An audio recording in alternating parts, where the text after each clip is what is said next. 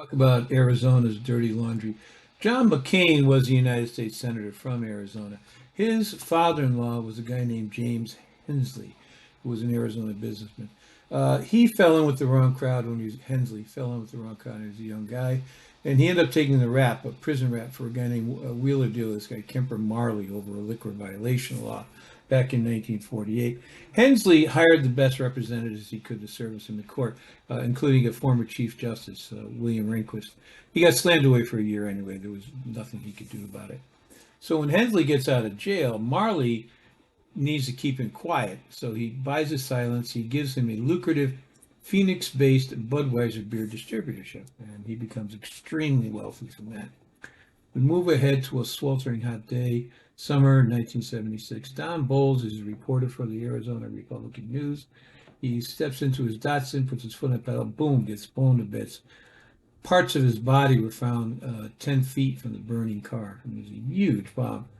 Bolles had been poking into Arizona's local and state governments and discovered a land fraud ring, influence peddling, shady deals that appeared to lead to the very top of Arizona's power structure and to who was then Senator Barry Goldwater, who in the 60s, I think, ran for president. He was an alt-right guy.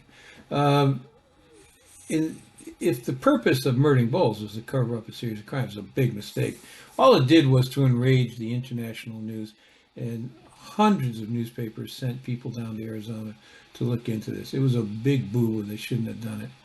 What it led to was a Phoenix liquor magnate, one-time bookie, Mr. Kemper Marley. Again, it was the same Marley who was benefactor for John McCain's father-in-law.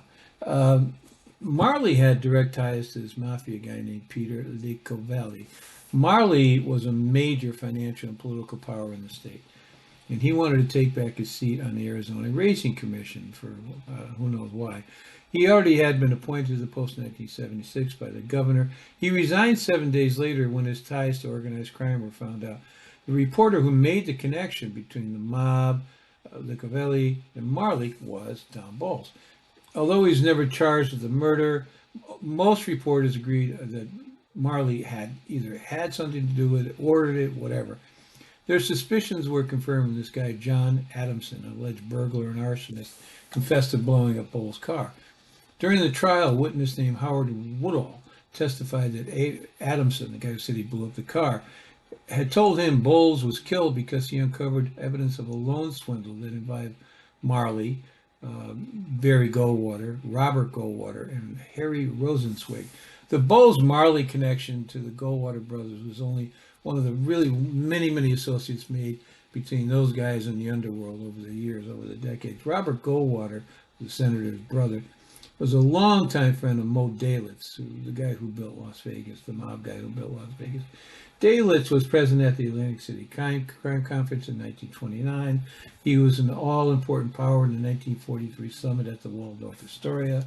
So he was also an early investor into Arizona real estate. His first deal went back to 1933 in the state. In 1943, Dalitz introduced underboss Peter Licovelli to the state of Arizona as something that was wide open, and it was. Licovelli loved the place. For some reason, gangsters who go out to Arizona loved the place. And he purchased massive a ranch in Tucson with Barry Goldwater, and eventually they bought a restaurant together. Licovelli put up all the finance for these things. Another pal with questionable background who was close to Senator Goldwater and the Goldwater brothers was Willie Bioff, the labor extortionist. He had been a goon, paid goon, a pimp, and a government informant. In 1943, Bioff testified against the top leadership of the Chicago mob about their role in this massive Hollywood extortion scandal. His testimony resulted in the convictions of Chicago boss Paul Ricca, Johnny Roselli, a lot of other guys, 8 other very powerful hoods. In exchange for selling out his partners in the deal, Bioff walked away from prosecution, free man, and he got to keep all the money he had stolen. He moved to Arizona from California, where he had been. He went from Chicago to California to Arizona, and he was living under the name Willie Nelson, of all things. Nelson was his wife's maiden name. Contrary to what's written, he wasn't hiding in Arizona. He worked out of the Riviera Casino in Vegas part-time as the entertainment director for Gus Greenbaum, Chicago's man in Nevada.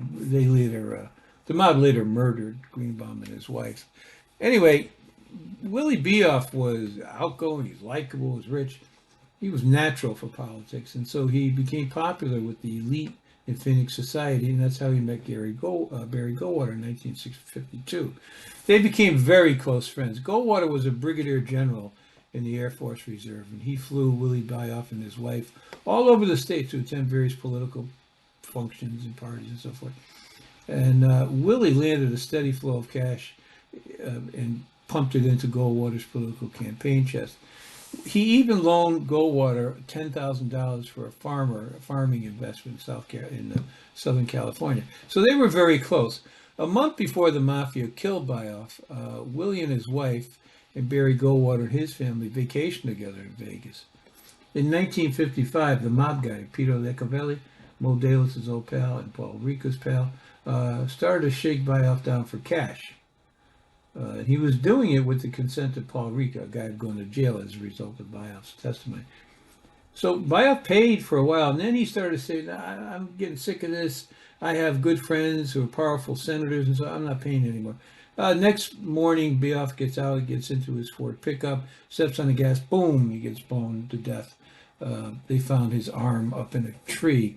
There's a story, I don't know if it's true, I learned it from this guy in Las Vegas. I don't know if that's true, but he said that when Bioff's arm was blown off into a tree, he had this huge diamond ring on it, and his wife climbed up the tree in front of reporters and took the ring off his finger. So who knows? That guy, the guy who told me that, Smith, I can't remember his first name. He told a lot of stories. He's the guy who said that he was present in the room when the boss down in New Orleans said, let's kill Bobby Kennedy or something like that. He just went around making up these stories. I mean, anyway, after Bioff's death comes the Newman scandal. Mike Newman was a childhood friend of the Goldwaters, and he operated a huge gambling racket unhindered by the law in Phoenix, just untouched. So police suspected Newman's money was Gus Greenbaum's money, Gus Greenbaum being the guy who ran the casinos in Vegas. But they never made a positive connection between the two. The building he operated out of was owned by Harry Rosenzweig, who was a very, very close friend of Gus Greenbaum and Willie Bioff, two mob guys. Rosenzweig was also a state Republican chairman, Phoenix Man of the Year. He was Barry Goldwater's financial mentor, his political mentor.